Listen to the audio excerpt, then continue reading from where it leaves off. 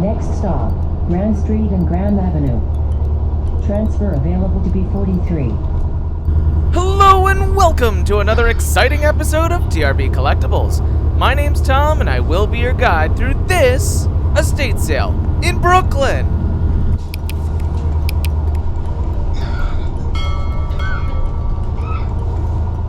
If anyone has ever told you that you can't take public transportation while reselling, they're absolutely wrong.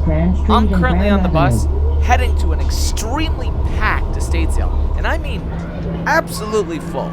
This was my first time going to an estate sale that was actually 4 stories tall. Now before I get into the history of this house, let me show you what caught my eye on estatesales.net.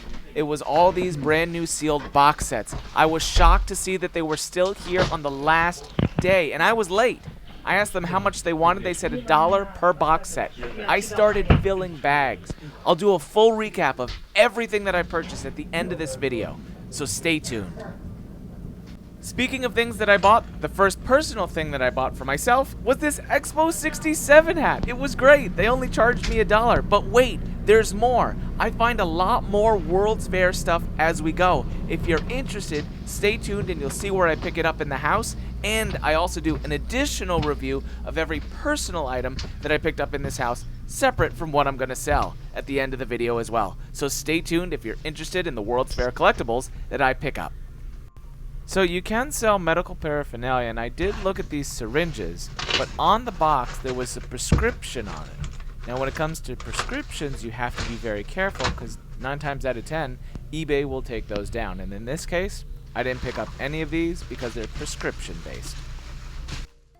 Now let me give you a little bit of a brief history on this home as I stand ankles deep in things. There was stuff everywhere, and I mean every nook and cranny of this house had stuff. And it was interesting things to look at. Like there was good stuff to be found, but you just had to dig every single room out to find it.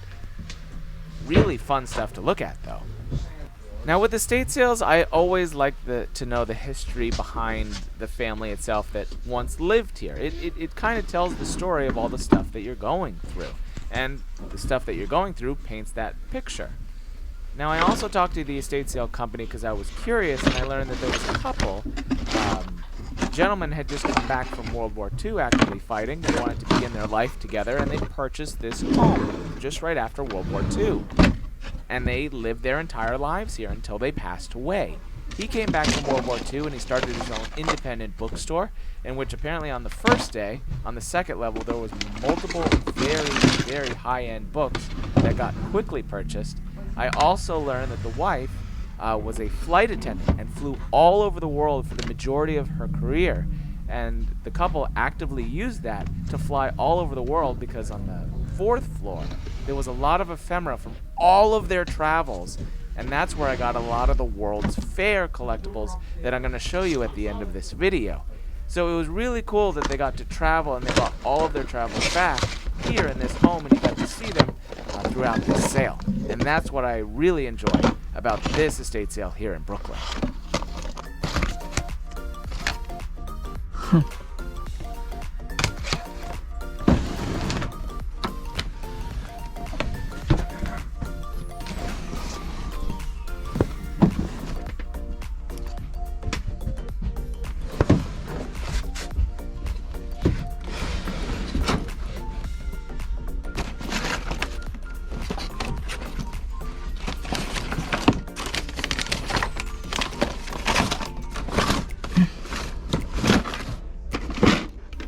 Now this wouldn't be an episode of TRB Collectibles if I didn't introduce something that was creepy.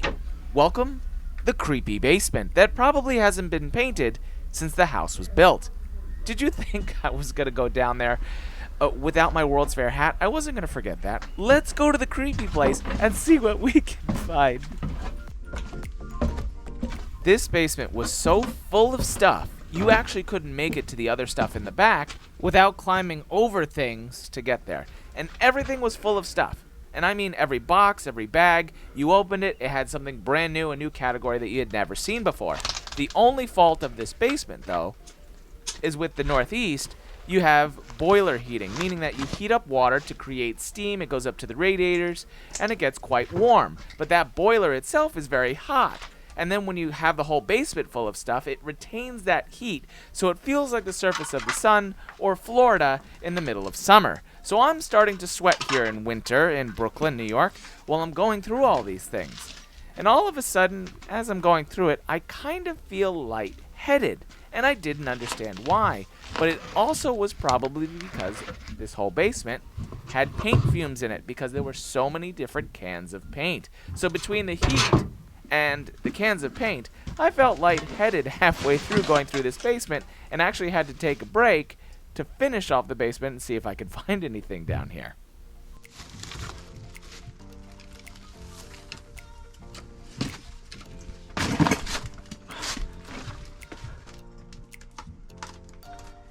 If you're wondering to yourself, did Tom climb over those boxes and bags? Was he that determined to see if he could find something in this lowly lit basement that smelled like paint fumes, and he slowly was getting dizzier and dizzier as he was going through it?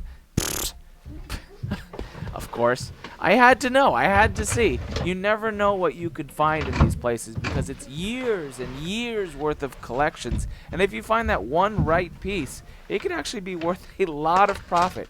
Take your time, be careful, stay safe, and if you're not feeling it, leave the area and come back. But I kept trudging along and searching through to see what I could find, and it was really cool to find some of this really, really old stuff.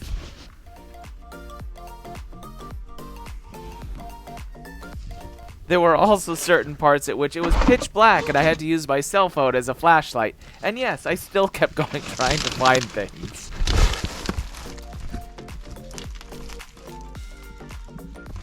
Alright, I've had enough of the basement. Let's head up to the second landing. Now this is where a lot of the high-end collector books were displayed and purchased the previous day.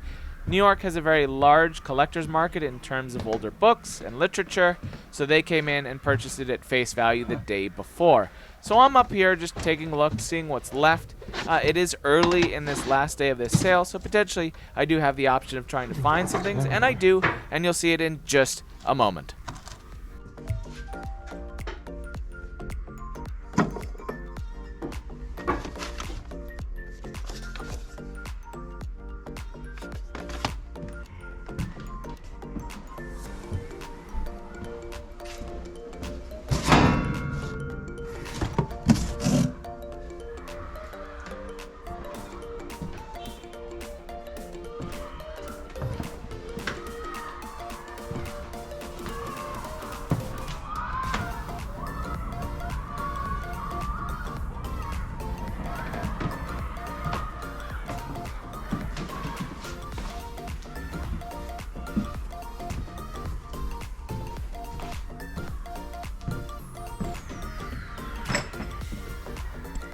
Now, not only on the first floor were there DVDs, but there were also DVDs on the second floor, and there were a couple seasons that I picked up for $1 a piece. You can't beat it. The profit was there, so I went ahead and picked these up too. I wasn't limiting myself to just DVDs. I also saw this brand new sealed IBM mouse for a much older computer, and I can make a really decent profit. I'm going to go over in full detail the profit that I could potentially make on all these different items at the end of the video, so stay tuned for that recap and you will see all of these items in full detail.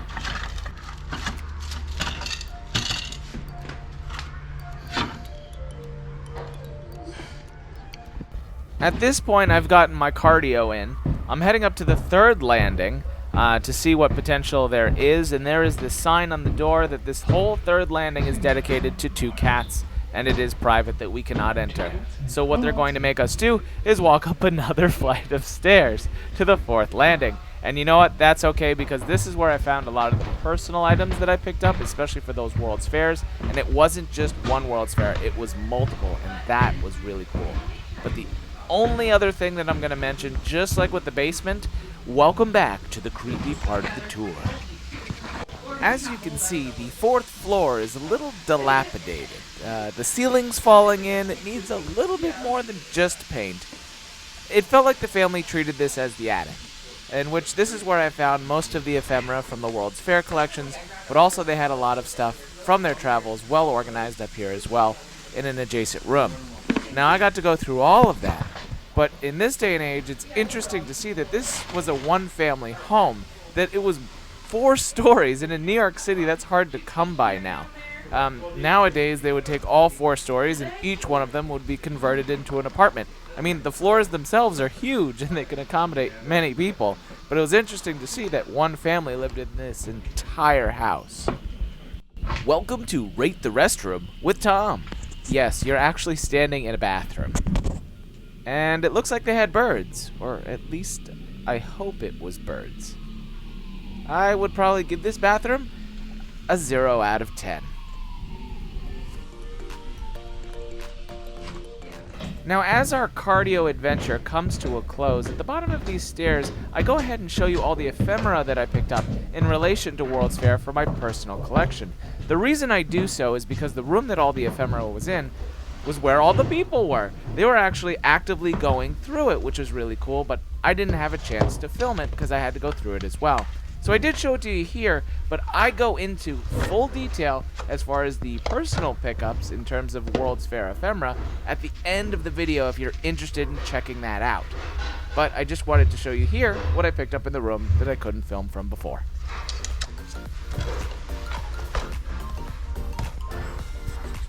Alright, I just want to go over the haul today. This turned out to be everything that I picked up from that estate sale. It's a mixture between movies and television series. And a good, I'd say 75% of it is all sealed brand new. Literally everything here is sealed. Probably, I think there's one open Benny Hill. The Mary Tyler Moore Show, only season 4 is unopened, or is the only thing that's opened. So a lot of these, I even have a complete series, like the Benny Hill series through 7. I have the Mary Tyler Moore Show all the way through 7, without missing any. I have Taxi, all of these are sealed, seasons 1 through 3.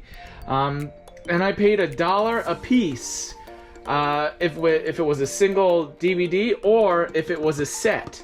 Now granted, for the Benny Hills, I paid per season, but like if it was a set like this, or like that, or like this, or like that, then I paid $1 for it. Overall, I think I walked away with an extremely good deal. I paid $50 for everything you see here. It is 50 pieces. And I can make a decent amount of profit off of this.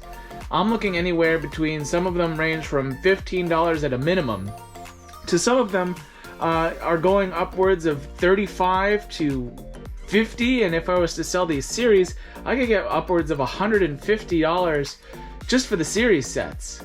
If I sold them together, depending on if it's worth it to sell them individually because they're brand new sealed. So some of them might be worth it individually, or I might sell it as the lot. I just have to see. Overall, it was a great day. I can't complain. I do have to show you one more thing before I go. It's not necessarily something that I'm going to sell. More so for my collection, just depends. It's I like to collect World's Fair items, and let me show you what I found. So there's a couple different World's Fairs. If you're unfamiliar with World's Fairs, they still happen to this very day. Usually the main World's Fairs are about every 5 years, and then there's a mini World's Fair in between those years. So I try to collect mostly 1964, 1965. My second would be 1939. 1940, both happen on the same site in Flushing Meadow, Corona Park. But whenever I see something else that's unique, I try to collect it, or I try to find it for somebody else. Before we do get into the World's Fair, I did find this old school big box IBM scroll mouse. Couldn't tell you. It was brand new, sealed in the box. They threw in this with all my World's Fair items for $10 on top of, so I paid $60 for everything that I picked up today. So I should be able to make $35 to $50 just on this. So I was thrilled with that. The first thing that I found was from Expo 67. So if you're not familiar, World's Fairs can also be called expos or expositions. This actually happened in Montreal, Canada. This is a hat from that expo. It was in rather decent shape for it being from 1967, and I went ahead and I picked it up. It's something that I find really unique. I'll try to clean it up as best as I can, and I'll put it on display for a little while. I thought it was pretty neat. I'm glad that I found that. The next fair piece that I found was actually the official guidebook from 1984 World's Fair in New Orleans. I've heard a lot of different stories from a lot of people about this World's Fair. It was actually really unique, and it had like different rides and it had different amusements. People locally really enjoyed it, and I think they also sold an annual pass. Compared to most World's Fairs, it's rather unique. The one thing that I did notice while flipping through the book, what the book usually will tell you is about each individual pavilion at the fair, whether it be state represented, country represented, or company represented. But the cool thing is that I've seen even when I went to the World's Fair in Milan, was that they have stamps, and you could have a little passport when I went. But apparently, if you wanted to also, you could get your guidebook stamped. So you could get a stamp for each country that you visited, depending on what you went in. So as I flipped through the book, I kept finding more and more stamps. Now granted, I can't see them, but I'm glad that I did find that one, just to give you an example. But I thought it really cool because you could see the clothing at the time, what was popular, and just the pavilions themselves to learn a little bit more. So it came out in really decent shape. The next thing I found was from, I believe, the French Pavilion. It was in 1984, New Orleans. Yeah, what would represent Paris. And you could see the ride layout, or the attraction layout, or the walking guide layout of this pavilion. I haven't gotten to go into too deep with this, but this is something that I will look over, and something that I do find really fun to look at, because you don't really find a lot of this online. And if I can scan this and share this with somebody in a community that loves World's Fairs in 1984, I'm all about it. I'm glad that I could find this piece and save it. I found this, which is from my favorite World's Fair. It's the 1965 official highway map of Missouri, but it's also an example of what the Missouri Pavilion premiered as at the 1964-1965 New York World's Fair. So this is something that they would have given out as collateral. Remember, every pavilion at the World's Fairs would give out different kinds of piece of paper, different things that they would get handhelds, and you get a really nice image of the Missouri Pavilion on your Missouri map, which is pretty cool. So that was really fun to find. I found an Expo 86. That was held in British Columbia, Canada, and it's called Expo 86, World in Motion. Every World's Fair has a theme to it that usually the pavilions will center their focus on for that World's Fairs, and World's Fairs usually only last about 6 months. So, yeah, I found that to be really cool as well, World in Touch. And it gives you a little brief overview of what to expect when visiting, and something to see when you're there. But this also brings in tourism to the local town and city as well. So, Expo 86 map that I collected as well. I found a ticket to the Vatican Pavilion for the 84 Louisiana World's Fair. I also found the World's Fair in New Orleans official celebration. I'm assuming this is a roadside collateral. As you can see, if you were to pick this up, it would give you a map of Louisiana, where the fairgrounds would be, what the city looked like. Remember, back in the day, you can't pull out Google Maps, so they're going to try to guide you as best as you can, and they're going to show you all the different features of Louisiana as well, because people would visit the World's Fair, and then they would want to see local attractions in the state as well, and the country when people would travel internationally. Another piece of collateral from 1984 World's Fair. Another state map, I believe. Yeah. So it would show you different places and different sites when visiting New Orleans, as well as Louisiana, the state itself, which is pretty neat. So you're going to see the index of city and towns. The last piece that I want to show you that I found from this pickup was, to be honest, this is something that I would do as well. I found napkins from 1984 New Orleans World's Fair. 1984. Sorry, I said that twice. But yeah, I found 3 napkins that they saved from that fair with the print and the image of what the World's Fair logo would have been, or what was the World's Fair image. Overall, I'm probably going to keep all that collateral, maybe scan it, I just find it really neat. I'm really happy with the hat. I got 1984, 1986, 1964. It just shows that this family not only enjoyed watching television and movies, but they also like to travel and see the world a little bit, which is really cool. I'm glad that I could find World's Fairs. I'm glad that I could find DVDs and movies. And I'm going to have a great flip, and I got to add to my collection. So overall, excellent day at the estate sale, and excellent day for TRB Collectibles. Thanks for watching. Thank you so much for watching. If you enjoyed today's episode, please be sure to click that like button. And if you have some extra time, check out some of these other episodes. Thanks!